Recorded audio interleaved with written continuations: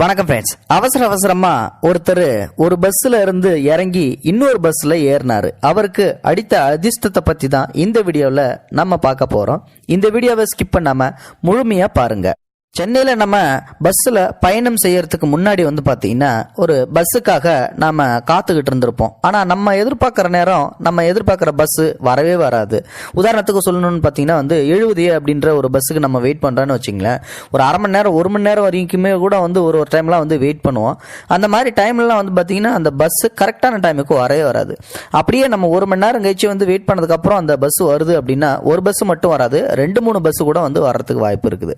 அந்த மாதிரி டைம் நம்ம என்ன பண்ணுவோம், ஆகா அந்த பஸ்ல சீட்டு காலியா இருக்கா, இந்த பஸ்ல சீட்டு காலியா இருக்கான்னு சொல்லி பார்த்து நம்ம ஓடி போய் ஏறுவோம். 1 மணி நேரம் காத்திருந்தாலும் கூட நமக்கு அழகா சீட்டு கிடைக்குது அப்படின்னு சொல்லிட்டு நம்ம ஏறி மகிழ்ச்சி அடைவதும் உண்டு. அதே மாதிரி இன்னொரு சம்பவமும் நடக்கும். அது என்னென்ன அப்படின்னு சொல்லிட்டு பார்த்தீங்கன்னா, நம்ம பஸ் ஸ்டாண்ட்ல போயிட்டு பஸ் ஏறணும் அப்படின்னு சொல்லி பார்த்தீங்கன்னா இப்போ நம்ம ஒரு இடத்துக்கு போகணும். இப்போ எக்ஸாம்பிளுக்கு வடபழனி போகணும் அப்படின்னு சொல்லி பார்த்தீங்கன்னா, இப்போ நம்ம கோயம்பேடு பஸ் ஸ்டாண்ட்ல இருக்கோம் அப்படின்னா என்ன பண்ணுவோம், வடபழனி போற பஸ் ஸ்டாப்புக்கு போய் நிற்போம். அந்த டைம்ல பார்த்தீங்கன்னா ஒரு 2-3 பஸ் நிற்கும். ஆக இந்த பஸ்ல ஏறலாமா அந்த பஸ்ல ஏறலாமா அப்படின்னு சொல்லி பார்த்து ஒரு பஸ்ல ஏறி நல்ல சீட்டா பார்த்து உட்காரணும்னு சொல்லி நடப்போம். இந்த மாதிரி நம்ம வாழ்க்கையில தினமும் அன்றாட வாழ்வில் சென்னையில மோஸ்ட்லி இது நடக்கிறதுக்கு வாய்ப்பு இருக்கு. ஏன்னா சென்னையில பார்த்தீங்கன்னா நிறைய பஸ்ஸுகள் இயங்கிட்டு இருக்குது. ஒரு ஏரியாவுக்கு போகணும் அப்படின்னு சொல்லி சொன்னாலே சில சமயங்களில் நம்ம காத்திருப்பதும் உண்டு. இந்த மாதிரி ஒருத்தர் என்ன பண்றாரு அப்படின்னா, ஒரு பஸ்ல இருந்து ஏறி திரும்ப பார்த்தீங்கன்னா இன்னொரு பஸ்ஸுக்கு மாறி இருக்காரு. அதனால அவருக்கு ஒரு அதிர்ஷ்டம் அடிச்சிருக்குது.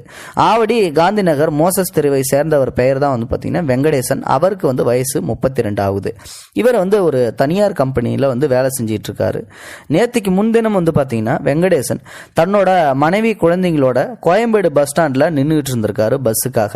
அப்போ மாநகர பேருந்தான தடம் எண் 70A அப்படின்ற பேருந்துல அவர் ஆவடி போறதுக்காக பஸ்ஸுக்குள்ள ஏறி இருக்காரு. அவரோட ஒரு பையும் வச்சிருந்திருக்காரு. அந்த பஸ் ஸ்டாண்ட்ல இருந்து மற்றொரு பேருந்து பார்த்தீங்கன்னா ஆவடிக்கு புறப்படுது.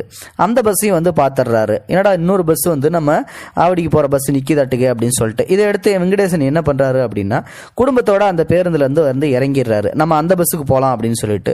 ஏன்னா இந்த பஸ்ல கொஞ்சம் கூட்டம் அதிகமா இருக்குது, அந்த பஸ் ஃப்ரீயா தானே இருக்கு அப்படின்னு சொல்லிட்டு. அதுவும் இல்லாம திடீர்னு பாத்தீங்கன்னா நம்ம உட்காந்துருக்கிற பஸ் கிளம்பாது. நம்ம 3 பஸ் நிக்குது அப்படின்னா ஒரு பஸ்ல ஏறி உட்காந்துருப்போம், இன்னொரு பஸ் திடீர்னு கிளம்பும். உடனே அந்த பஸ்ஸுக்கு நம்ம ஓடும். இவரும் அதுதான் செஞ்சிருக்காரு. நம்ம அவர் உட்காந்துருந்த பஸ் ரொம்ப நேரம் கிளம்பல, ஆனா இன்னொரு பஸ் கிளம்ப போகுது. உடனே அந்த பஸ்ஸுக்கு குடும்பத்தோட மாறிடுறாரு. அப்போ அவர் கொண்டு வந்த அந்த பையை உட்கார்ந்திருந்த பேருந்துலேயே தவற விட்டுட்டு போயிட்டாரு. அதுக்கப்புறம் சில நிமிடங்கள்ல அந்த தவற விட்ட பையை தேட ஆரம்பிக்கிறாரு. எங்கடா பைய காணுமே அப்படின்னு சொல்லிட்டு. அப்பதான் யோசிக்கிறாரு, ஐயோ நம்ம ஃபர்ஸ்ட் பஸ்ல உட்காந்துருந்தோமே, அந்த பஸ்லயே தவற விட்ட மாட்டேங்க அப்படின்னு சொல்லிட்டு. அப்போ அந்த தவற விட்ட பையை எடுக்கிறதுக்காக திரும்பியும் வராரு. அதுக்குள்ள அந்த பேருந்து அங்கிருந்து புறப்பட்டு ஆவடிக்கு போயிட்டு இருக்குது. உடனே வெங்கடேசன் பாத்தீங்கன்னா குடும்பத்தோட அந்த பஸ்ஸை தொடர்ந்து போயிட்டு இருக்காரு. இதுக்கிடையில பாத்தீங்கன்னா அந்த பேருந்துல அனாதையா கடந்த அந்த பையை பாத்தீங்கன்னா அந்த பேருந்தோட கண்டக்டர் குணசேகரன் அப்படின்றவர் பாத்தீங்கன்னா திறந்து பார்க்கறாரு. எடுத்து என்ன ஒரு பைய கிடக்குது அப்படின்னு சொல்லிட்டு திறந்து பார்க்கறாரு. அந்த பையில பாத்தீங்கன்னா 7 சவரன் தங்க சங்கிலி இருக்கிறது தெரிய வந்துச்சு. இதை அடுத்து அவர் என்ன பண்றாரு அப்படின்னா, இது போலீஸ் கேஸ் ஆயிடும், நமக்கு அந்த பைசா வேண்டாம் அப்படின்னு சொல்லிட்டு அவரு ஆவடி பஸ் டிப்போ வந்த உடனே கண்டக்டர் குணசேகரனும் டிரைவர் குணசீலனும் ஆவடி காவல் நிலையத்தில் போயிட்டு அந்த பையை ஒப்படைச்சிடுறாங்க. இது எங்க பஸ்ல கடந்தது, அனாதையா கடந்தது, யார் வந்தாலும் கேட்டாலும் ஒப்படைச்சிருங்க அப்படின்னு சொல்லிட்டு. இதுக்கடையில பாத்தீங்கன்னா வெங்கடேசனும் குடும்பத்தோட ஆவடி வந்துடுறாரு. டெப்போவில் தவற விட்டு அந்த பை சம்பந்தமா போயிட்டு டெப்போவில் விசாரிக்கிறாரு. டெப்போ அதிகாரிகிட்ட விசாரிச்சுட்டு இருக்கும்போது அப்புறம் வெங்கடேசன் பாத்தீங்கன்னா ஆவடி காவல் நிலையத்துக்கு நேரா போறாரு. உங்க பையை போலீஸ் ஸ்டேஷன்ல கொடுத்தாச்சு, நீங்க அங்க போய் வாங்கிக்கீங்க அப்படின்னு சொல்லி டெப்போல சொன்ன உடனே சரின்னு சொல்லிட்டு அவரும் அங்கிருந்து நேரா போலீஸ் ஸ்டேஷன் போறாரு.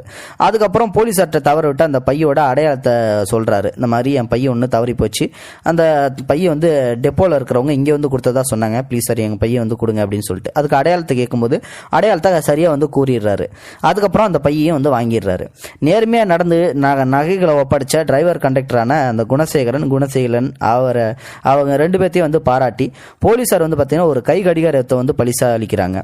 மேலும் பார்த்தீங்கன்னா போக்குவரத்து அதிகாரிகளும் இவருக்கு சால்வை அணிவிச்சு பாராட்டுறாங்க. காணாமல் போன நகையோட மதிப்பு பார்த்தீங்கன்னா ஒரு 2.5 லட்ச ரூபான்னு சொல்லி சொல்லப்படுது. 7 சவரங்கும் போது 2.5 லட்ச ரூபா வருதுங்க. இந்த பையை நேர்மையா பாராட்டி எடுத்து கொடுத்த அவருக்கு நம்ம சேனல் சார்பாகவும் பாராட்டுகள். இந்த வீடியோ பிடிச்சிருந்தா லைக் பண்ணுங்க, ஷேர் பண்ணுங்க. தேங்க்யூ ஃபார் வாட்சிங். இது போன்ற செய்திகளை உடனுக்குடன் நீங்கள் தெரிந்து கொள்ள மறக்காமல் எங்களுடைய சேனலை சப்ஸ்கிரைப் செய்யவும், கூடவே பக்கத்தில் வரும் பெல் ஐக்கானையும் கிளிக் செய்யவும்.